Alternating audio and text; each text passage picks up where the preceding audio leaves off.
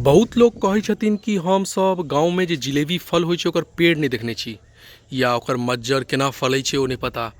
देखियो ई जिलेबी के पेड़ छै, नजर अबैत हैत, और देखियो एहिमे मज्जर लागल छै। या मौसम छै जिलेबियो होबऽ के। एहिमे देखियो, एहिमे साफ सा नजर अबैत हैत। ई देखियो यहाँ के जिलेबी के फर एनाइ चालू भऽ गेलै।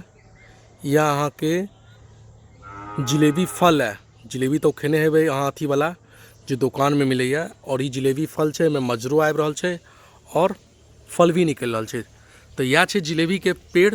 बहुत लोग के नहीं पता हेतै तो देख लिअ, बहुत लोग के पता हेतै जे गाँव घर में रहै छै हुनका तो पते हेतै, लेकिन जे बाहर रह रहल छै, जे कहियो गाँव आयल नहीं छै या आयलो छै तो ओकरा जिलेबी तिलेबी के बारे में नहीं पता छै। तो यह छै जिलेबी के फल, ओकर मज्जर और ओकर पेड़। देखियो एहन एहन मोट मोट पेड़ होइ छै, ओहो सब मोट पेड़ होइ छै। जिलेबी के पेड़ देख लियो, पत्ता ओकर एकदम छोट छोट होइ छै, जेना अहाँ के इमली के पत्ता कह लियो, ओहने पत्ता होइ छै एकर। इमली के पत्ता एहन देखियो, एहन पत्ता होइ छै।